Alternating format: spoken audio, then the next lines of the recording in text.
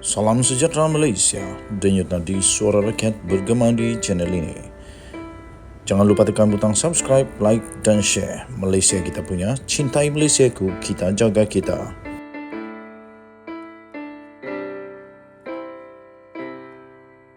Salam sejahtera Malaysia. Ini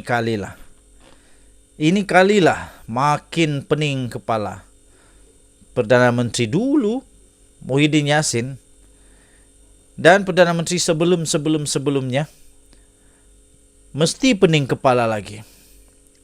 Kerana ada satu lagi yang baru saja diterbitkan pukul pagi tadi 16 Januari. Baru sebentar tadi Perdana Menteri Datuk Seri Anwar Ibrahim sekali lagi mendedahkan perkara yang amat dahsyat berkenaan dengan penyelewengan, keterlanjuran, kecurangan wang yang terdapat dijumpai di dalam banyak fail di Kementerian Kewangan. Sebelum saya teruskan, saya ingin ucapkan bilion terima kasih kepada semua yang sudah tekan butang subscribe, like dan share. Bagi yang belum, saya mohon untuk tekanlah butang subscribe, like, share dan komen. Dan bagi anda yang ingin join member, dipersilakan, saya alu-alukan kerana kita akan mulai memberikan penghargaan berupa souvenir, merchandise daripada The Twin TV.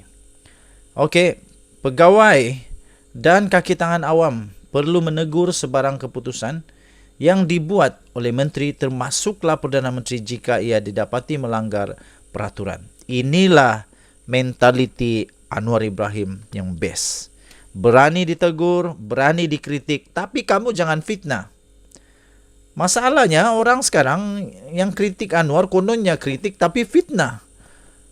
Bila Anwar Ibrahim buat tindakan saman di mahkamah dan sebagainya, timbul pula suara kata Anwar Ibrahim ni Perdana Menteri saman. Bukan, tapi kamu yang minta saman.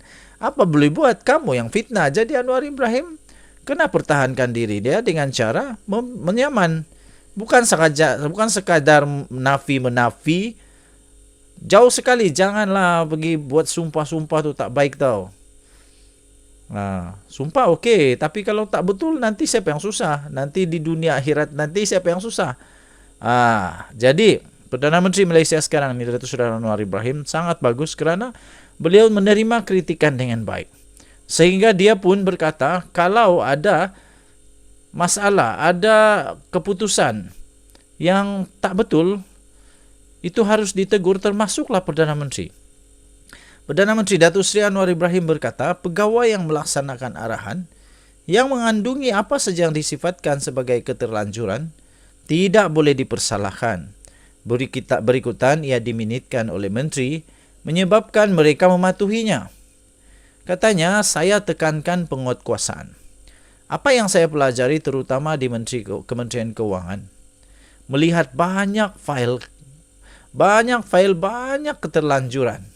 Kata Datuk Seri Anwar Ibrahim, wow, sudahlah banyak keterlanjuran, banyak fail lagi. Aduh, pening kepala lah.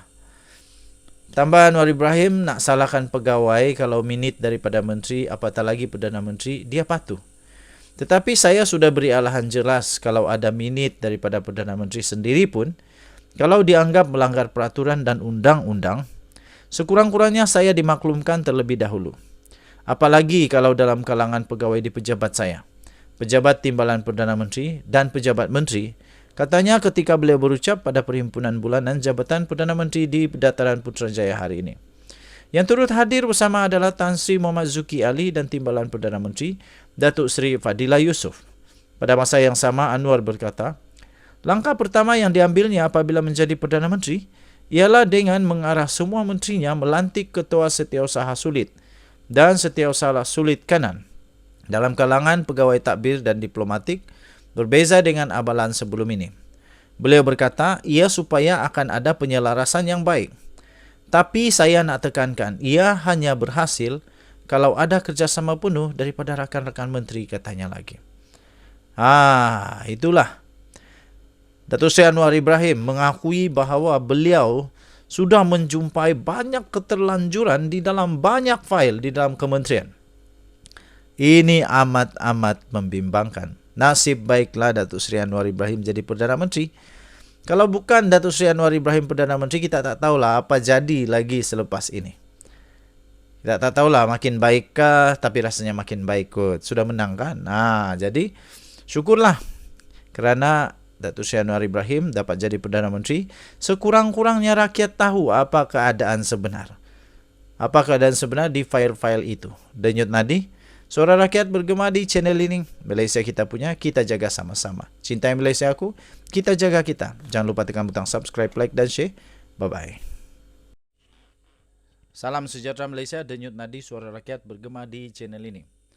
Hari ini, 16 hari bulan Januari tahun 2022. 16 Januari tahun 2022, Perdana Menteri Malaysia Datuk Seri Anwar Ibrahim telah melaksanakan tugasnya hampir memasuki 3 bulan dari bulan November, Disember dan Januari. Masih lagi ada ura-ura kah keabsahan beliau sebagai Perdana Menteri. Dan ini satu lagi bukti bahawa Datuk Seri Anwar Ibrahim ada bukti bahawa beliau Perdana Menteri yang absah, yang sah, dan beliau telah diperkenankan oleh Duli Yang Maha Mulia Seri Paduka Baginda yang di-Pertuan Agong dan juga Duli Yang Maha Mulia Raja-Raja Melayu. Sekiranya anda setuju bahawa Anwar Ibrahim sudah diperkenankan dan ada keabsahan, anda tulis, saya setuju. Daulat Tuanku Raja Perlis, Daulat Tuanku Raja Perlis, Daulat Tuanku Raja Perlis. Di Garhayu Tuanku, kita doakan semoga Raja Perlis terus dipanjang usia dan pemerintahan kerajaannya akan terus makmur. Raja Perlis mengumumkan menerima menghadap Perdana Menteri Datuk Seri Anwar Ibrahim. Pada pendapat saya, ini adalah bukti bahawa Datuk Seri Anwar Ibrahim memang sebenarnya adalah seorang Perdana Menteri yang sah. Masakan tidak, beliau sudah berjumpa dengan semua raja-raja Melayu di Malaysia untuk menghadap sebagai Perdana Menteri. Dan ini bagi saya membuktikan bahawa perbincangan di antara Raja-Raja Melayu dan Seri Paduka Baginda yang di-Pertuan Agong telah menemukan satu titik penyelesaian kepada kemelut itu. Dan saya setuju Datuk Seri Anwar Ibrahim memang keabsahannya jelas sekali. Jelas sekali. Raja Perlis Tuanku Syed Sirajuddin Putra Jamalulail berkenaan telah menerima menghadap Perdana Menteri Datuk Seri Anwar Ibrahim di Istana Arau pada hari ini. Berangkat bersama ialah Raja Muda Perlis iaitu Tuanku Syed Faizuddin Putra Jamalulail.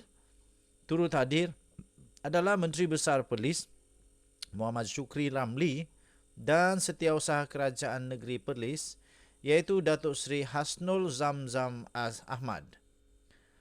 Sesi menghadap Raja Perlis itu yang pertama buat Anwar Ibrahim sejak pengerusi Pakatan Harapan PH itu dilantik sebagai Perdana Menteri ke-10 pada 24 November tahun lalu. Selepas sesi menghadap itu, Anwar dijadualkan mengadakan perjumpaan bersama Ketua Jabatan dan Pegawai Kanan Persekutuan di Dewan Wawasan 2020. Okey, tahniah diucapkan kepada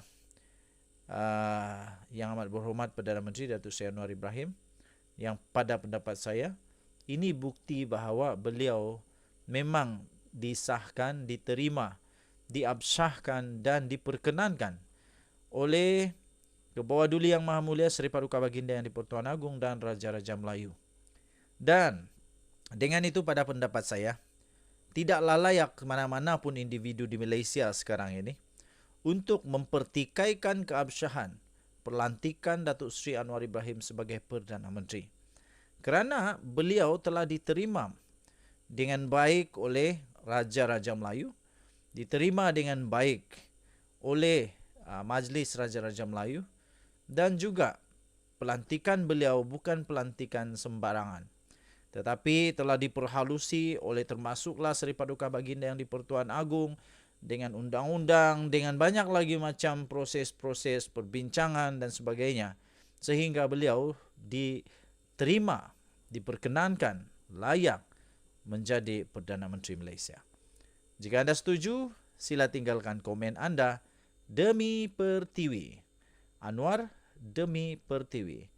Daulat Tuanku, Raja Perlis. Denyut nadi suara rakyat bergema di channel ini. Kita jumpa lagi. Bye-bye.